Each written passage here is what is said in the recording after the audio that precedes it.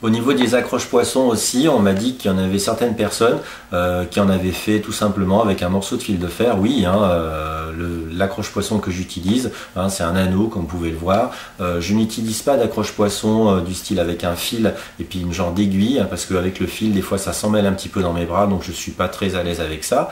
Mon accroche poisson, comme vous pouvez le savoir, je le fixe à ma fameuse chaussure, mais ça ne substitue pas à la fameuse bouée de sécurité que j'emmène régulièrement avec moi, d'une part pour accrocher le poisson, pour signaler ma présence, et surtout en cas de problème, en cas de crampe ou etc. ou de malaise, on peut toujours s'accrocher à cette bouée et avec le sifflet appeler les secours. Donc ça voilà, c'était une chose très importante que je devais vous le dire. On me demande aussi à partir de quand on va faire un deuxième concours. Je vais déclencher un deuxième concours lorsque l'on va atteindre la barre des 5000 abonnés. Donc ça va être assez rapide, parce que là on est à 2400 abonnés. Donc d'ici à peu près moins d'un an, je pense qu'on va faire un deuxième concours. Petite parenthèse concernant le premier concours. Donc encore une fois, merci beaucoup d'avoir participé. Donc il y a eu 8 lots et j'ai envoyé 3 lots. Un à Tahiti, un en Martinique et un en Guyane française. Les 5 autres lots ont été envoyés en France métropolitaine. Donc voilà, je tenais à vous le signaler. On me demande aussi que penses-tu de la pêche à la murène et au congre. Donc personnellement, je respecte les gens qui pêchent les congres et les murènes, mais personnellement, moi je n'ai aucun intérêt, aucun plaisir à pêcher ce genre de poissons parce qu'ils sont souvent dans des trous. Donc je suis content quand je descends et je les vois. Voilà, je suis content de les voir, je suis content de savoir qu'ils sont là. Mais par contre, les tirer, voilà, j'éprouve aucun plaisir.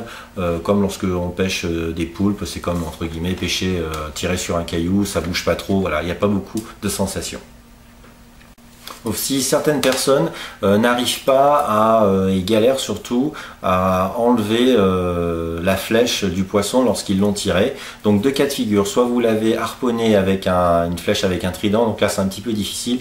Quand vous allez l'harponner avec le trident, quand vous allez enlever le trident du poisson, vous allez sûrement l'abîmer, un peu le déchirer. Donc moi ce que je préconise, avec l'habitude, c'est de pêcher les poissons avec une flèche tahitienne, donc avec une pointe unique, comme ça vous abîmez moins la chair du poisson.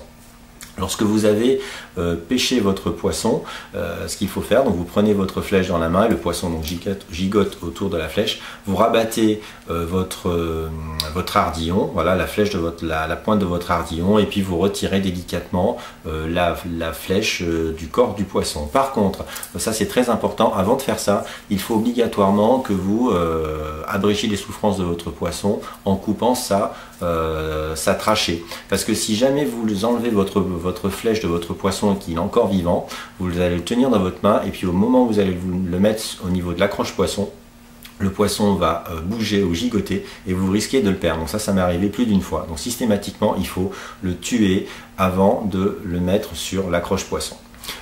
Ceci étant dit, là j'ai pas trop le temps aujourd'hui, mais dans un futur très proche, je vous mettrai en ligne une vidéo comment justement en condition, comment donc retirer la fameuse flèche d'un poisson que je viens de pêcher sans l'abîmer.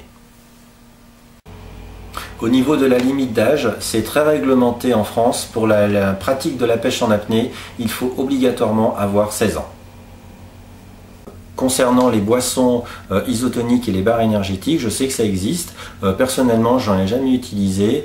Mais bon, en tant que pêcheur en apnée, il faut juste avoir une bonne hygiène de vie et une bonne alimentation. C'est-à-dire, il faut, quand on va plonger un petit peu, il faut se nourrir modérément, attendre 1 heure à 1 heure et demie avant de pratiquer sa passion et tout se passe bien. Il ne faut pas oublier aussi, ça m'est arrivé régulièrement, lorsque l'on mange un petit peu, lorsque l'on boit un peu plus que d'habitude, lorsque l'on plonge et quand on remonte en surface, des fois on a des remontées de suc gastrique comme si on vomissait un petit peu. Il ne faut pas s'affoler, c'est tout à fait normal et naturel, ça arrive de temps en temps. Voilà, donc ça je vous en parle. Sinon au niveau des boissons isotoniques et des barres énergétiques, vous pouvez les utiliser si ça peut vous rassurer, mais juste le b.a.-ba du pêcheur, c'est manger un petit peu des pâtes ou alors un petit peu de sucre de temps en temps si vous avez un petit coup de pompe. Voilà, ça fait affaire et vous n'allez pas utiliser, dépenser votre argent avec toutes ces boissons. Bon voilà, je pense que j'ai fait le tour des questions. J'espère que ces vidéos vous a plu. Moi, en tout cas, ça m'a fait plaisir de vous la faire partager. Désolé d'avoir été absent du site Aquajeanphi pendant plus de 15 jours. Je suis désolé. Mais bon voilà, maintenant c'est fait. Et puis les choses vont rentrer dans l'ordre, comme je vous l'ai dit, avec une vidéo par semaine. Je vous dis à très bientôt. Continuez de vous abonner à ma chaîne Aquajeanphi. Merci de me suivre. Et puis à très bientôt et soyez prudents dans vos plongées.